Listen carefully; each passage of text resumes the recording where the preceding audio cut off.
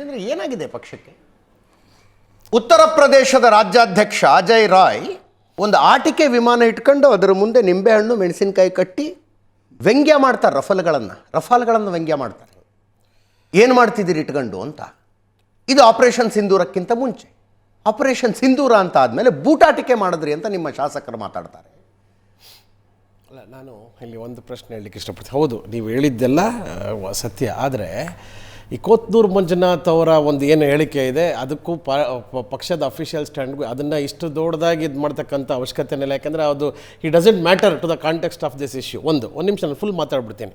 ಇವತ್ತು ಖರ್ಗೆ ಅವರಾಗಲಿ, ಪ್ರಿಯಾಂಕಾ ರಾಹುಲ್ ಗಾಂಧಿ ಅವರಾಗಲಿ, ಪವನ್ ಖೇರಾ ರಾಷ್ಟ್ರೀಯ ನಾಯಕರು, ಮೊನ್ನೆ ಜಯರಾಮ್ ರಮೇಶ್ ಅವರು, ಪವನ್ ಖೇರಾ ಅವರು ಒಂದು ಇದನ್ನು ಪ್ರೆಸ್ ಕಾನ್ಫರೆನ್ಸ್ ಮಾಡೋ ಸಚಿನ್ ಪೈಲಟ್ ಅವರಾಗಲಿ, ಎಲ್ಲರೂ 100% they have faith in the government ಅಂತಕ್ಕಂಥ ಮಾತನ್ನು ಹೇಳಿದ್ದಾರೆ. ನಾವು ಸರ್ಕಾರದ ಹಿಂದೆ ಮತ್ತೆ ಸಂಪೂರ್ಣವಾಗಿದ್ದೀವಿ ಅಂತ ಅವರು ಕಂಪ್ಲೀಟ್ ಆಗಿದ್ದಾರೆ. ಆದರೆ ಈ ಹೇಳಿದ್ದೆಲ್ಲ ಸರಿ, ನೀವು ಹೇಳ್ತಾ ಇರೋದು ಒಂಥರ ಪ್ರತಿಯೊಂದರಲ್ಲೂ ನಾವು ಪ್ಯಾಷನ್ ಹುಡ್ಕಕ್ಕೆ ಹೋಗ್ಬಾರ್ದು.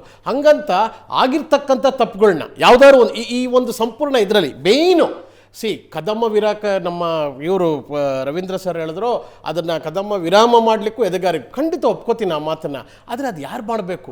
ಹಿಸ್ಟಾರಿಕ ಧೀಮಂತಿಕೆ ಖಂಡಿತ ಒಪ್ಕೋತೀನಿ. 1947ರಿಂದ 2025 ಇಸ್ವಿವರೆಗೂ ಭಾರತದ ಎನಿ ಅಕ್ರಾಸ್ ಪಾರ್ಟೀಸ್ ನಮ್ದೇನಿತ್ತು stand, no third party intervention ಅಂತ. ಇವತ್ತು ನಮ್ಮ ಸೇನೆಗೆ ಗೊತ್ತಿಲ್ಲ, ನಮ್ಮ ಡಿಫೆನ್ಸ್ ಮಿನಿಸ್ಟ್ರಿಗೆ ಗೊತ್ತಿಲ್ಲ, ಪ್ರೈಮ್ ಮಿನಿಸ್ಟರ್ ಅಂತೂ ಏನು ಹೇಳಲೇ ಇಲ್ಲ. ಅಲ್ಲೊಬ್ಬರು ಕೂತ್ಕೊಂಡು ಅವ್ರು ಮಾಡಿದಾಗ ನೀವು ಇದನ್ನು ನೀವು ಒಪ್ತೀರಾ? ನೈತಿಕವಾಗಿ ಮಾತಾಡಿ. ಹೌದು, ಪ್ಯಾಷನ್ ಕ್ರಿಯೇಟ್ ಮಾಡ್ಬಿಡೋದು ಅಲ್ವ. ಈಗ ಇಂಡಿಯಾ ಪಾಕಿಸ್ತಾನ ಅಂತ ಬಂದರೆ ಒಂದು ಜನದಲ್ಲಿ ಎದ್ದೊಳಿಸ್ತಕ್ಕಂಥ ಕೆಲಸ ಅಲ್ಲ. ನೈತಿಕವಾಗಿ ಮಾತಾಡಿ. ಇದು ಸರಿನಾ?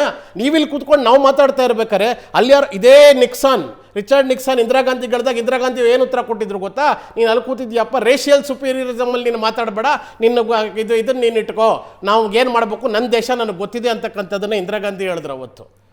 ಯಾವ ಆಧಾರದ ಮೇಲೆ ಹೇಳಿದ್ರು? ಯಾವುದೇ ಪಕ್ಷ ಆಗಲಿ, ವಾಜಪೇಯಿ ಅವ್ರ ಸರ್ಕಾರ ಇರಲಿ, ಯಾವತ್ತಾದರೂ ಥರ್ಡ್ ಪಾರ್ಟಿ ಇಂಟರ್ವೆನ್ಷನ್ಗೆ ಬಿಟ್ಟಿತ್ತ? ಅದು BJP ಸರ್ಕಾರನೇ. ಯಾರದೇ ಸರ್ಕಾರ ತಗೊಳ್ಳಿ, ನಾನು ಪಕ್ಷಾತೀತವಾಗಿ ಮಾತಾಡ್ತಾ ಇದ್ದೀನಿ. ಇವತ್ತು 1947ಇಂದ ಇಲ್ಲಿ ತನಕನೂ ಇದನ್ನು ನೀವು ಒಪ್ಪುವಂಥ ಮಾತಾ? ಹಾಗಾದ್ರೆ ನೀವು ಪ್ರಶ್ನೆನೇ ಕೇಳಬಾರ್ದಾ? ಮಾಡಿದ್ದೆಲ್ಲ ಸರಿ ಅಂತ ಹೇಳ್ಬೇಕಾ? ಆರಂಭದಿಂದ ನಾನು ಪ್ರಶಾಂತನಾಥ್ ಇಬ್ರು ಸ್ಪಷ್ಟವಾಗಿ ಹೇಳಿದ್ದೀವಿ. ಸಮರ್ಥಿಸ್ಕೋತಾ ಇಲ್ಲ. ಮಂಜುನಾಥ್ ಅವ್ರು ತಗೊಂತಾರೆ ಖಂಡಿತ ಪಕ್ಷ. ಅದಕ್ಕೆ ಇವರು ನಮ್ಮ ಪಕ್ಷದ ಅಧ್ಯಕ್ಷರ ಮಾತು ತಕ್ಷಣ ಅವ್ರು ಏನ್ ತಗೋಬೇಕು ಆಕ್ಷನ್ ತಗೊಂತಾರೆ. ಈ ದೇಶದಲ್ಲಿ ಯಾವುದಾದ್ರೂ ಸರ್ಕಾರ ಯಾವುದೋ ಒಂದು ಅವಧಿಯಲ್ಲಿ ಯಾವುದೋ ಒಂದು ಸೈನ್ಯ ಭಯೋತ್ಪಾದಕರನ್ನ ಬೇಕು ಅಂತ ಒಳಗೆ ಬಿಟ್ಕೊಂಡಿರೋ ಸಾಧ್ಯತೆ ಇದೆ ಅಂತಕ್ಕಂಥ ನಿಲುವು ತಪ್ಪು. ಸರ್ಕಾರ ಏನ್ ಮಾಡಿದ್ರು ಪ್ರಶ್ನೆ ಮಾಡಬಾರ್ದು ಅಂತ ಯಾರು ಹೇಳಿದ್ರು? ಕೂತ್ಕೊಂಡು ಅವ್ರು ಅಲ್ಲೆಲ್ಲೋ ಕೂತ್ಕೊಂಡು ಮಾಡಿದ್ ಸರಿನಾ ಇಲ್ವಾ ಹೇಳಿ? ಅದ್ ಹೆಂಗ್ ನಮ್ಮ ಸರ್ಕಾರ ಒಪ್ಕೋತು? ಡಿಫೆನ್ಸ್ ಫೋರ್ಸ್ ಕದಮ ವಿರಾಮನ್ನ ಸೀಸ್ಫೈರ್ನ ಅವ್ರು ಅದು ಟ್ವಿಟರ್ ಅಲ್ಲಿ ಟ್ರಂಪ್ ಅಲ್ಲಿ ಥೌಸಂಡ್ಸ್ ಆಫ್ ಕಿಲೋಮೀಟರ್ಸ್ ಅವೇ ಕೂತ್ಕೊಂಡು ನಮಗೆ ಘೋಷಣೆ ಮಾಡ್ಬೇಕಾ? ಯಾವಾಗ ನಮ್ಮ ದೇಶದಲ್ಲಿ ಯಾವಾಗ third party intervention when did that become our foreign policy? 1965ರಲ್ಲಿ ಭಾರತ ಮತ್ತು ಪಾಕಿಸ್ತಾನಗಳ ಯುದ್ಧದ ಕದನ ವಿರಾಮದ ಅಂತಿಮ ತೀರ್ಮಾನ ತಷ್ಕೆಂಟ್ನಲ್ಲಾಯ್ತು, ರಷ್ಯಾದಲ್ಲಾಯ್ತು. ಹೌದು, ಲಾಲ್ ಬಹದ್ದೂರ್ ಶಾಸ್ತ್ರಿ ಅವರು ಹೋದ್ರು. ಒಂದ್ ನಿಮಿಷ ಲಾಲ್ ಬಹದ್ದೂರ್ ಶಾಸ್ತ್ರಿ ಅವರು ಹೋದ್ರು. ಅದನ್ನ ಥರ್ಡ್ ಪಾರ್ಟಿ ಇಂಟರ್ವೆನ್ಷನ್. ಅದು ಥರ್ಡ್ ಪಾರ್ಟಿ ಇಂಟರ್ವೆನ್ಷನ್ ಅಲ್ಲ. ಮತ್ತೆ ಅಲ್ಲಿ ಲಾಲ್ ಬಹದ್ದೂರ್ ಶಾಸ್ತ್ರಿ ಅವರು ಹೋಗಿ ಘೋಷಣೆ ಎಲ್ಲರ ಸಮ್ಮುಖದಲ್ಲಿ ಜೊತೆಗಾಯ್ತು. ಇಲ್ಲಿ ಯಾರು ಮಾತಾಡಿದ್ರು ಗೊತ್ತಿಲ್ಲ, ಯಾರಿಗೆ ಹೇಳಿದ್ರು ಗೊತ್ತಿಲ್ಲ, ಏನು ಒಪ್ಪಂದ ಗೊತ್ತಿಲ್ಲ, ಯಾವ ಟರ್ಮ್ಸಲ್ಲಿ ಸೀಸ್ಫೈರ್ ಆಗಿದೆ ಅಂತ ಗೊತ್ತಿಲ್ಲ. ಸೀಸ್ಫೈರ್ ಅದು ಮಾಡಿದ್ದು ಅಮೆರಿಕ ಅಧ್ಯಕ್ಷ. ಅದಾದ್ಮೇಲೆ ಏನು ಹೇಳ್ತಾರೆ? ನಾನು ಅವ್ರಿಗೂ ಅಲ್ಲ, ಒಂದು ನಿಮಿಷ ಈ ಮಾತನ್ನು ಒಪ್ತೀರಾ ನೀವು? ನಾನು ವಿಡಿಯೋ ತೋರಿಸ್ತೀನಿ. ಟ್ರಂಪ್ ಒಂದು ಮಾತು ಹೇಳ್ತಾರೆ, I told them do trade or stop war or do trade, they choose otherwise they choose trade. ಏನಿದ್ರ ಮಾತಿನ ಬೆದರಿಕೆ ಹಾಕಿದ್ದಾರೆ. ಈ ಚರ್ಚೆ ಆಗಬಾರ್ದು ಅಂತ ಯಾರು ಹೇಳಿದ್ರು? ಅಲ್ಲ, ಆಗ್ಬಾರ್ದು. ಈಗ ಅದನ್ನೇ ತಾನೇ ಮಾತಾಡ್ತಾರೆ.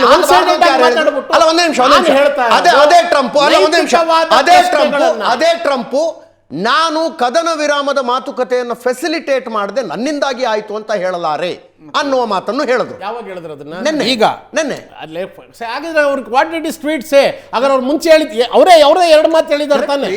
ಸುಳ್ಳು ಯಾವುದು ನಿಜ ಯಾವುದು? ಸುಧೀಂದ್ರ, ಅದನ್ನಾದ್ರೂ ನಮ್ಮ ಸರ್ಕಾರ ಅಟ್ಲೀಸ್ಟ್ ನಮ್ಮ ಪ್ರಧಾನಮಂತ್ರಿಗಳು ಬಂದು ಅವ್ರು ಹೇಳ್ತಾ ಇರೋದು ಸುಳ್ಳು. ಇಲ್ಲ ನಾನೇ ಮಾತಾಡಿರೋದು ಅಥವಾ ನಮ್ಮ ಸರ್ಕಾರ ಏನೋ ಒಂದು ಸ್ಟೇಟ್ಮೆಂಟ್ ಕೊಟ್ಟಿದ್ದಾರೆ. ಕೇಳಿ ನೀವು ಬೇಡ ಅಂತವ್ರು ಯಾರು? ಸೇನೆ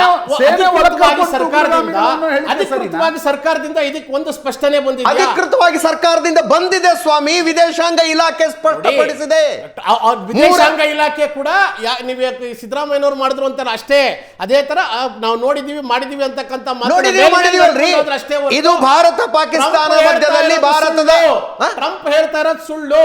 ಅವರು ತಪ್ಪು ಮಿಸ್ಲೀಡ್ ಮಾಡ್ತಾ ಇದ್ದಾರೆ ಅಂತಕ್ಕಂಥ ಸ್ಟೇಟ್ಮೆಂಟ್ ಕೊಟ್ಟಿಲ್ಲ. ಇಲ್ಲಿ ಮಾತ್ರ ನೀವು ಡಿಮ್ಯಾಂಡ್ ಮಾಡ್ತೀರಿ, ಅಲ್ಲೂ ಡಿಮ್ಯಾಂಡ್ ಮಾಡಿ. ನಾನು ಇಲ್ಲಿದ್ದು ವಿಷಯ ಸಮರ್ಥಿಸ್ಕೋತಾ ಇಲ್ಲ. ಮತ್ತೊಮ್ಮೆ ಹೇಳ್ತಾ ಇದ್ದೀನಿ, ಎಲ್ಲ ನಿಮ್ಮ ಇವ್ರಿಗೆ ನಮ್ಮ ಸುವರ್ಣ ನ್ಯೂಸ್ ವ್ಯೂವರ್ಸ್ ಹೇಳ್ತಾ ಇದ್ದೀನಿ, ಕೊತ್ತೂರು ಮಂಜುನಾಥ್ ಅವ್ರು ಹೇಳ್ತಾ ಇರೋದು ನಾನು ಸಮರ್ಥಿಸ್ಕೋತಾ ಇಲ್ಲ. ಆದ್ರೆ ಪ್ರಶ್ನಾತೀತ ಪ್ರಶ್ನೆಗಳು ಏನ್ ಕೇಳಬೇಕು ಅದನ್ನ ಕೇಳಲೇಬೇಕು. ಅದನ್ನು ನೀವು ಬೇಡ, ನೀವು ಒಂದು ಕಾಂಟೆಕ್ಸ್ಟ್ ಅಲ್ಲಿ ಯಾರು ಹೇಳಿದ್ರು ಬೇಡ ಅಂತ? ಯಾವ ಬೇಡ ಅಂತ ಹೇಳಿದವರು ಯಾರು? ಹೇಳಿದವರು ಯಾರು ಬೇಡ ಅಂತ? ಈಗ ಅದೇ ರೀತಿನೇ ನೀವು ಆ ಒಂದು ಆರಂಭದಿಂದಲೂ ನಾನು ಪ್ರಶಾಂತ್ ಹೇಳ್ತಾ ಇರೋದು ಅದನ್ನೇ, ವಿಪಕ್ಷಗಳು ಇಂಥ ಪ್ರಶ್ನೆಗಳನ್ನು ಕೇಳಬೇಕು, ಈ ಅವಿವೇಕದ ಮಾತಾಡಬಾರ್ದು ಅಂತ ಹೇಳ್ತಾ ಇರೋದು ನಾವು. ನಿಮ್ಮ ಮಾತಿಗೆ ನಾನು ಒಪ್ಕೋತಾ ಇದ್ದೀನಿ. I am not differing. ಹಂಗಂತ ನಮ್ಮ ಕಾಂಗ್ರೆಸ್ ಪಕ್ಷ ಸಂಪೂರ್ಣವಾಗಿ ಬೆಂಬಲಕ್ಕೆ ನಿಂತಿದೆ ಸರ್ಕಾರಕ್ಕೆ. ಯಾವ ವಿಷಯದಲ್ಲಿ ಸರ್ಕಾರಕ್ಕೆ ವಿರುದ್ಧವಾಗಿ ಮಧ್ಯಪ್ರದೇಶದ ಸಚಿವ ವಿಜಯ್ ಶಾ ಬಗ್ಗೆ ನಾನು ಜಿತೇಂದ್ರ ಪಟ್ವಾರಿ ಸ್ಟೇಟ್ಮೆಂಟ್ ನೋಡ್ತಾ ಇದ್ದೆ. ಅವ್ರೇನು ಹೇಳ್ತಿದ್ದಾರೆ, Vijay Shah also doesn't matter in this context. ಅವಾಗ ನೀವೇನು ಹೇಳಿದ್ರಿ? ಸಂಪುಟದಿಂದ ಕೈ ಬಿಡಿ ಅವ್ರನ್ನ, ಸಂಪುಟದಿಂದ ಕೈ ಬಿಡಿ ಅಂತಕ್ಕಂಥದ್ದನ್ನ ದಿಗ್ವಿಜಯ್ ಸಿಂಗ್ ಜಿತೇಂದ್ರ ಪಟ್ವಾರಿ ಹೇಳಿದ್ರು. ನೀವು ಈ ಶಾಸಕರ ವಿರುದ್ಧ ಕ್ರಮ ತೆಗೆದುಕೊಳ್ಳಿ. ಒಬ್ಬ ಶಾಸಕನ ಕೇಳ್ತಾ ಇದ್ರೆ ಅವರಲ್ಲಿ ಮಂತ್ರಿಗಳು, ಅವರಲ್ಲಿ ಮಂತ್ರಿಗಳು, ಸೀನಿಯರ್ ಲೀಡರ್, ಅವ್ರ ನ್ಯಾಷನಲ್ ಲೀಡರ್ ಆಕ್ಷನ್ ತಗೊಂಡ್ರು. ಆಯ್ತು, ಇದೇ ಮಾತನ್ನ ಅದೇ ಪ್ರಶ್ನೆ ಬಿಜೆಪಿಗೂ ಕೇಳ್ಬೋದು ತಾನೆ. ಒಂದಾರು ಏನಾರು ಕಂಡಮಿಂಗ್ ಪ್ರಶ್ನೆನೋ ಅವ್ರಿಗೊಂದು ಶೋಕಾಸ್ ನೋಟಿಸ್ ಏನಾರು ಕೊಟ್ರೆ ಅದು ಅವ್ರು ಹೇಳಿ 1.5 ದಿನ ಆಯ್ತು. ನೆನ್ನೆ ಆ ವಿಷಯ ಬಂತು. ಅದು ಅವರೊಬ್ರು ಮಂತ್ರಿಗಳು, ಬಹಳ ಹಿರಿಯ ನಾಯಕರು, ಅವ್ರು ನ್ಯಾಷನಲ್ ಲೆವೆಲ್ ಲೀಡ್ರು. ಅಲ್ಲಿ ಏನು ಮಾಡಿದ್ರಿ?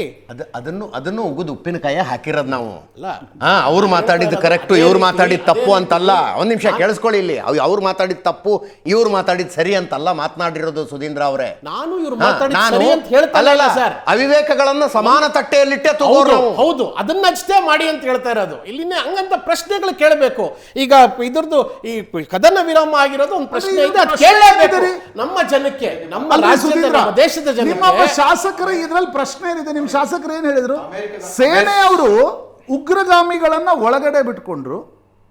ಏನಿದ್ರ ಅರ್ಥ? ನೀವು ಸರ್ಕಾರದ ಬಗ್ಗೆ ಟೀಕೆ ಮಾಡ್ತಾ ಇಲ್ಲ, ಸೇನೆಯನ್ನ ಟೀಕೆ ಮಾಡ್ತಾ ಇದ್ದೀರಿ.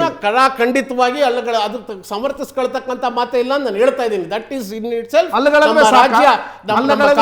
ಕೆಪಿಸಿಸಿ ಅಧ್ಯಕ್ಷ ಸೇನೆಯ ಬಗ್ಗೆ ಕೊಡ್ತಕ್ಕಂತ ಹೇಳಿಕೆಗಳ ಬಗ್ಗೆ ಖಂಡಿತ ಅವರಿಗೆ ವಿವರಣೆಯನ್ನು ಕೇಳಿ ಅದ್ರ ಬಗ್ಗೆ ಸೂಕ್ತ ಕ್ರಮ ಕೆಪಿಸಿಸಿ ಅಧ್ಯಕ್ಷರು. ಫಿಲ್ದಿ ಪಾಲಿಟಿಕ್ಸ್ ಅನ್ನ ವಿರೋಧ ಪಕ್ಷಗಳ ಜೊತೆಗೆ ಇಟ್ಕೊಳ್ಳಿ, ಯಾರ್ದು ಏನು ಅಬ್ಜೆಕ್ಷನ್ ಇಲ್ಲ. ವಿರೋಧ ಪಕ್ಷಗಳ ಜೊತೆಗೆ ಇಟ್ಕೊಳ್ಳಿ. ಸೇನೆಯ ಬಗ್ಗೆ ಆಡೋ ಮಾತೇನ್ರಿ ಇದು? ತಪ್ಪು. ಅದನ್ನ ಸಮರ್ಥಿಸ್ಕೋತಾನೆ coming to the same point. ನಾನು ಹೇಳ್ತಾ ಇರೋದು, ಯಾವ ಪ್ರಶ್ನೆ ಕೇಳಬೇಕು ಅದನ್ನ ಕೂಡ ಕೇಳಬೇಡ. ಇದು ತಪ್ಪು. ಸಮರ್ಥನೆ ಮಾಡ್ಕೊಂಡಾಗ ನಿಮ್ದು ಈ ಪ್ರಶ್ನೆ ಕರೆಕ್ಟ್. ಸುಧೀಂದ್ರ ಅವರೇ, ಪಾಕಿಸ್ತಾನದ ಬೆಂಬಲಕ್ಕೆ ಚೀನಾ ಮತ್ತು ಟರ್ಕಿ ಬಂತು, ಭಾರತದ ಬೆಂಬಲಕ್ಕೆ ಯಾವ ದೇಶ ಬಂದಿದೆ? ಪ್ರಶ್ನೆ ಸರಿಗಿದೆಯಾ? ನೀವೇ ಹೇಳಿ. ಪ್ರಿಯಾಂಕ್ ಖರ್ಗೆ ಅವ್ರ ಪ್ರಶ್ನೆ ಸರಿಗಿದೆಯಾ? ಪಾಕಿಸ್ತಾನದ ಬೆಂಬಲಕ್ಕೆ ಚೀನಾ ಟರ್ಕಿ ಬಂದಿದ್ದಂತೂ ಸತ್ಯ, ಹೌದು ಅಲ್ವಾ? ಇವಾಗ ನಮ್ಮ ಜಿಯೋ ಪೊಲಿಟಿಕಲ್, ನಮ್ಮ ಇದು ಎಕ್ಸ್ಟರ್ನಲ್ ಅಫೇರ್ಸ್ ಹೆಂಗಿತ್ತು, ಇವತ್ತು ನಮ್ಮ ನೇಬರ್ಸ್ ಅಲ್ಲಿ, ನಮ್ಮ ನೇಬರಿಂಗ್ ಕಂಟ್ರೀಸ್ ಅಲ್ಲಿ ಯಾವುದೇ ಇರಲಿ, ಪಾಕಿಸ್ತಾನ ಮುಂಚೆಯಿಂದ ನಮಗೆ ಹಾಸ್ಟೈಲ್ ನೇಷನ್, ಚೈನಾ ಒಂದು ಆ ತರ. ಪ್ರಶ್ನೆ ಸರಿಗಿದೆಯಾ? ಹೌದು ಅಲ್ಲ, ಪ್ರಶ್ನೆ ಸರಿಗಿದೆಯಾ? ಅದು failure of your foreign policy ಅಂತ ಹೇಳೋ ಕೆಲಸ ಮಾಡ್ತಾ ಇದ್ದಾರೆ. ಒಂದು ಕಡೆ ನೀವು ಹೇಳ್ತೀರಿ ಅಮೆರಿಕ ಮಧ್ಯಸ್ಥಿಕೆ ಯಾಕೆ ಮಾಡುತ್ತೆ ಅಂತ, ಇನ್ನೊಂದು ಕಡೆ ಹೇಳ್ತೀರಿ ಅಕ್ಕಪಕ್ಕದ ರಾಷ್ಟ್ರಗಳು ಭಾರತದ ಕೆಪಾಬಿಲಿಟೀಸ್ಗೆ, ಪೊಲಿಟಿಕಲ್ ಕೆಪಾಬಿಲಿಟೀಸ್ಗೆ, ಯುದ್ಧದಲ್ಲಿ ಮತ್ತೊಂದು ದೇಶದ ಬೆಂಬಲದ ಅವಶ್ಯಕತೆ ಇಲ್ಲ. ಪಾಕಿಸ್ತಾನಕ್ಕೆ ಇರಬಹುದು. ಸಹಾಯ ಮಾಡೋದು, ಮಧ್ಯಸ್ಥಿಕೆ ಮಾಡೋದು ಟು ಡಿಫರೆಂಟ್ ಥಿಂಗ್ಸ್. ಅವರು ಕೂತ್ಕೊಂಡು ಅಮೆರಿಕ ಅವ್ರು ಬೆದರಿಕೆ ಹಾಕಿ ನೀವು ಹಿಂಗೆ ಕೇಳಿ ಅಂತ ಹೇಳ್ತಾ ಇರೋದು. ಅಮೆರಿಕ ಭಾರತ ಮತ್ತು ಪಾಕಿಸ್ತಾನನ ಸಮತೋಲನವಾಗಿ ನೋಡಿ, ಇಬ್ರಿಗೂ ನಾನು ಹೇಳ್ಕೊಡ್ಸಿದೀನಿ, ಇದು ಮಾಡಿಸಿದೀನಿ ಅಂತಕ್ಕಂಥ ಟ್ರೇಡ್ ಮಾಡಿ ಇಲ್ಲ ಹೋಗಿ ಅಂತ, ಅಂದ್ರೆ ಒಂದು ಸಮತೋಲನದಲ್ಲಿ ನೋಡಿ. ಇವಾಗ ನೀವು ಅಮೆರಿಕ ಜೊತೆ ಇಷ್ಟೊಂದು ನೀವು ವಿದೇಶ ನಮ್ಮ ನೀತಿ ಇಂಪ್ರೂವ್ ಆಗಿದೆ ಅಂತೆಲ್ಲ ನೀವೇ ಹೇಳ್ಕೊಳ್ಳುವಾಗ ಏನದ್ರಿಂದ ಸಹಾಯ ಆಯಿತು? Is in that not A failure of your foreign policy? ಅದು ಆ ಪ್ರಶ್ನೆಗೆ ಉತ್ತರ ಕೊಡಿ ಅಷ್ಟೇ.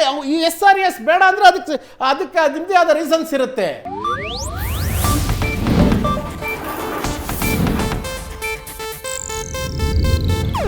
ಇದು ಏಷ್ಯಾನೆಟ್ ನ್ಯೂಸ್ ನೆಟ್ವರ್ಕ್ ಪ್ರಸ್ತುತಿ.